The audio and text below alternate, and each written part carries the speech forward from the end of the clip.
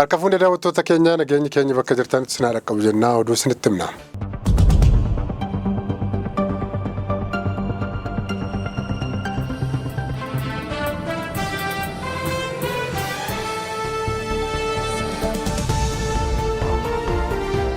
Guyyaan yaadannoo fincila diddaa gabrummaa qabsaa'otaa fi jaallattoota qabsoon torban kana keessa yaadatamaa jira.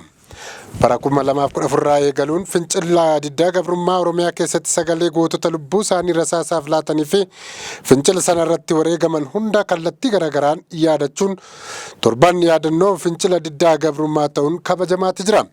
Sadaasa 9 bara 2011 guyyaatti qeerroon bilisummaa Oromoo warraaqsa akka eegaluuf ifatti labsame yoo ta'u, qeerroowwan hedduun lubbuu fi qaama isaanii laatanii Oromiyaan asiin gahaniirus jedhameera.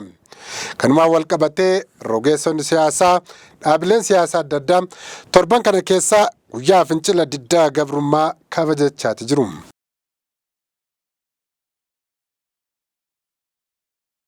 Addi bilisummaa Oromoo miseensota isaa faana haala yeroo irratti waajjira isaa muummee Gullalleetti dheengadda mari'ateera.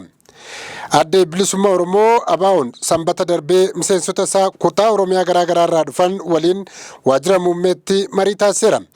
Marii sana irratti miseensota dhaabichaa hooggantoota olaanoo dhaabichaa argaman keessaa miseensota gumii sabaa fi gaafatamtoonni jaarmiyaa dhaabichaa irratti argamaniiru.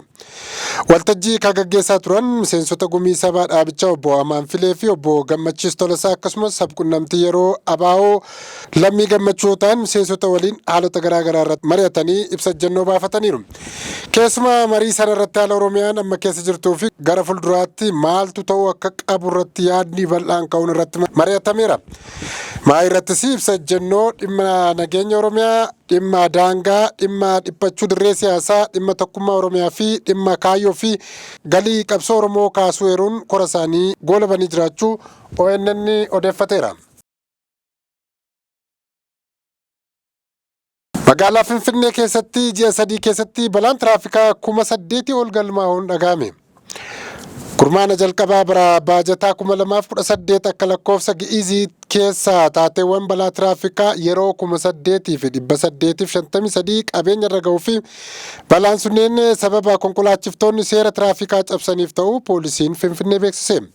Balaan sun kan hammaachaa jiruu fi sababa konkolaachistoonni of eeggannoo malee konkolaachisaniif ta'uu eeruun kurmaana jalqabaa keessatti qofa konkolaachistoonni 14,695 ariitiin konkolaachisuu isaaniif ejjennoo irratti fudhatamuu beekseera poolisiin magaalaa Finfinnee. Dabaluunis konkolaattonni 1,171 eeyyama konkolaachisummaa malee konkolaachistoonni 172 humnaa ol dhuguun osoo konkolaachisaa jiranii qabamuun tarkaanfiin irratti fudhatameera. Daangaa ol ariifachiisuu, dhuganii konkolaachisuu fi eeyyama malee konkolaachisuun sababoota ijoo balaa kana hammeessaa jiran akka ta'an hubachiisuun balaan sun miidhaa lubbuu fi qaamaa cinaatti qabeenya mootummaa fi uummataa irratti miidhaa guddaa geessisaa jira. Misoomni koriidarii keessattuu miidhamaa jira akka jedhe poolisiin Finfinnee konkolaachistoonni dhuganii konkolaachisan addatti miidhaa kana qaqqabsiisaa jiru jedhan.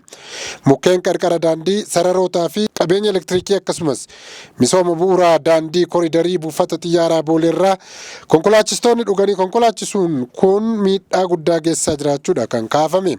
Konkolaachistoota qabeenya tajaajila hawaasaaf ijaaraman irra miidhaa geessan irratti adabbii tiraafikaa qofa osoo hin taane qorannoon barbaachisu taasisuun tarkaanfiin cimaa akka irratti fudhatamu poolisiin magaalaa Finfinnee beeksiseera.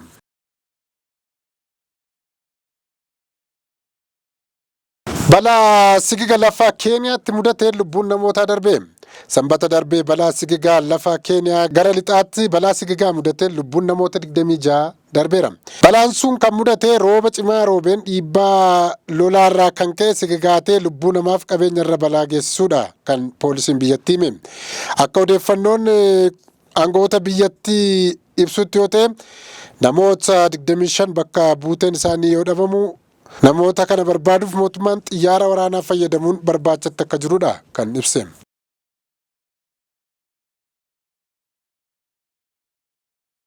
Egaan kabajamtoota daawwattoota keenyaa oduu har'aaf jenne kanumaan goolabnaa turtii gaarii isiniin jenna.